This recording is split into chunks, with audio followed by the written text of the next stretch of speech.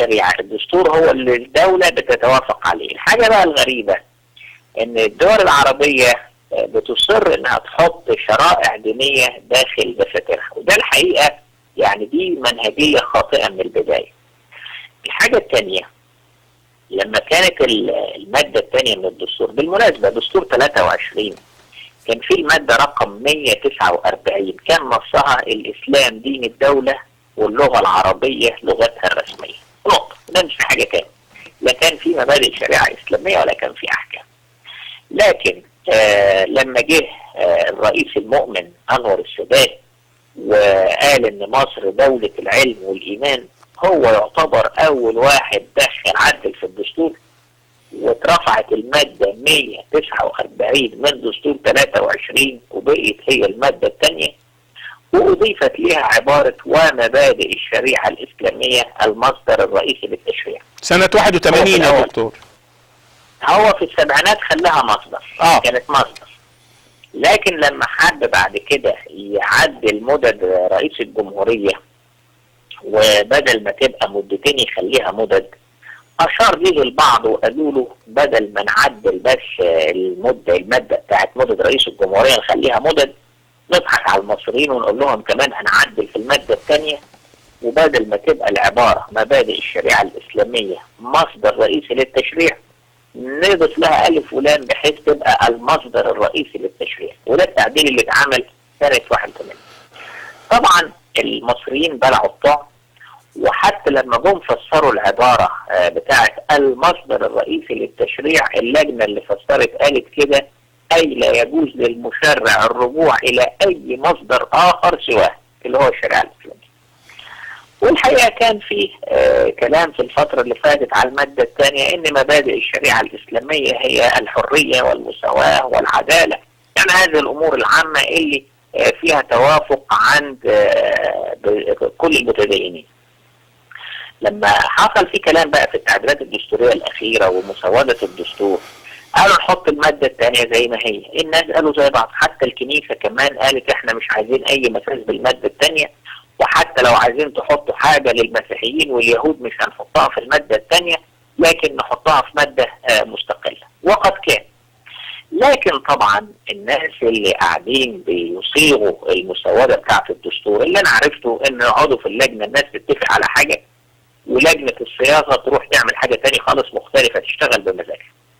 فهم مبدئيا وافقوا ان يخلوا المادة الثانية زي ما هي بنصها، لكن بطريقة خبيثة راحوا جايين حاطين المادة 220 على اعتبار ان المادة 220 دي مفسرة للمادة الثانية، وقال لك ان بقى دي مرتبطة بأهل السنة والجماعة الى اخره. وده معناه ان مبادئ الشريعة الاسلامية بعد ما كان في شبه توافق عليها انها الحرية والمساواة والعدالة، انت كده بقى بتدخل في سكة تاني خالص لأي فتوى ولأي فقيه ولأي واحد يفسر ويقول كل اللي عايز يقول. تسمح لي يا حضرة القسيس سامحني، خليك معايا معلش عشان انا عندي وقتي محدود. معانا تليفونين ناخدهم في عجالة. جورج بسرعة واللي بعده بسرعة بعد اذنك حضرة القسيس، خليك معايا سوا. انا معاك في اقل من دقيقة واحدة. انا بشكرك وبشكر القسيس رفعت. اسمح لي بس اقول كلمة صغيرة بالنسبة للمادة الثانية. على فكرة مبادئ الشريعة الاسلامية ما هياش الحرية والعدالة والمساواة، ده كلام فاضي. دي مبادئ الشريعة مختلفة جدا جدا زي ما هم فسروها بالظبط. اسمح لي احط تحفظ على موضوع القس البياض لانه مش موجود دلوقتي. التحفظ قال جملة خطيرة جدا جدا، قال ان احنا اتفقنا على ما نتفق عليه، ما نتوافق عليه هنتفق عليه، وما لا نتوافق عليه هنسيبه للاجيال القادمة. الموضوع ده خطير جدا جدا جدا.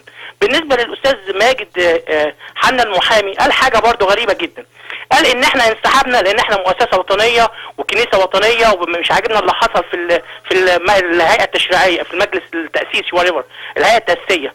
اللي احنا مش فاهمينه حاجة واحدة، احنا دخلنا اللجنة التأسيسية كممثلين للكنائس، كممثلين للأقباط. اللجنة التأسيسية عبارة عن فئات من المجتمع المصري، واحنا احد الفئات لينا طلبات. لو الطلبات بتاعتنا مش هتتنفذ احنا بننسحب علشان طلباتنا الخاصة كفئة مسيحية في المجتمع المصري. اشكرك يا جورج، الوقت يداهمني يا جورج. ما انا هقول لك اخر نقطه حضرتك، هقول لك اخر نقطه، انا مش داخل عشان اتكلم خلاص، اقول لك اخر نقطه حضرتك. احنا بنعترض على الماده 220 ومش معترضين على الماده الثانيه، مش معترضين على الماده 19، مش معترضين على الماده 22، مش معترضين على الماده 23. شكرا. شكرا جزيلا يا جورج. استاذ امين. ايوه يا استاذ مجدي الحبيب عزيز مجدي. اهلا وسهلا. كلام الرب يسوع معك. ارجو ان تاخذ في الاعتبار كوارث اخرى اكثر وكوارث اعظم من اللجنه التاسيسيه الان. هم من ساعه تسلم الرئيس مرسي المنصب بتاعه بكل معنى الكلمه لعب بلعب قرارات وقوانين تتخذ من تحت الترابيزه وبعيد عن الاضواء، ويقوم سيادته بتعوين الاخوان المسلمين في جميع قيادات الدوله الان، وتمت قضائيه ونيابه عامه وتنفيذيه من المحافظين للمراكز، طبعا رئاسه الوضع، واخطر من كده في حاجات ظهرت اليومين دول على مساق هيئه التحرير اللي قامت في عهد عبد الناصر على مستوى المحافظات والمراكز والقرى، بل على مستوى المدارس والكليات وغيرها، وتعلمون ما هي مهمتها في تجيش مجموعات جديده باستخدام السكر والزيت وغيرها تنضم للاخوان المسلمين وتكون طابورا خامسا لاستخدامهم ضد الشعب المصري. استاذ امين الوقت يداهمني. الرب معاك.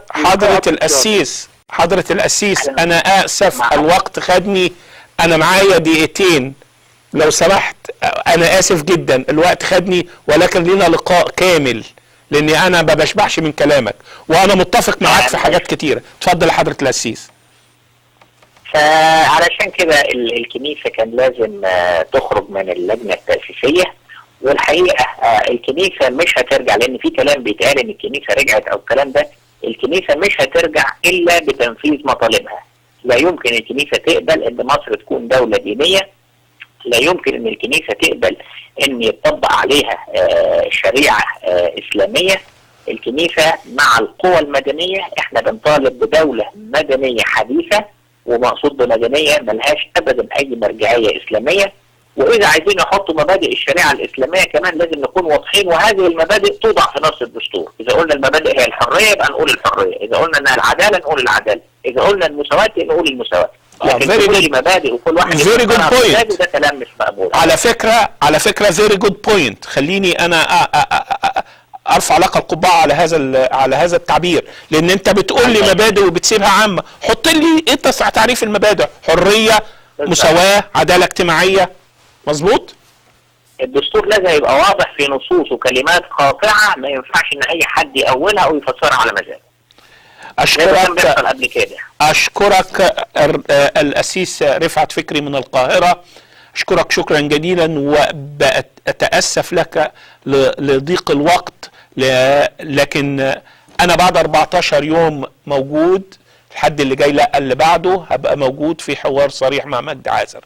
قبل ما اسيبكم هقول لكم واشكر القسيس رفعت وجميع ضيوفي، واخص بالشكر المستشار منصف سليمان، الأستاذ جوزيف ملاك، الأستاذ القس رفيق جريس، الدكتور القس صفوت البياضي، وأخيرا وليست آخرا الأستاذ ماجد حنا، وأخيرا وليست آخرا القسيس القس رفعت فكري.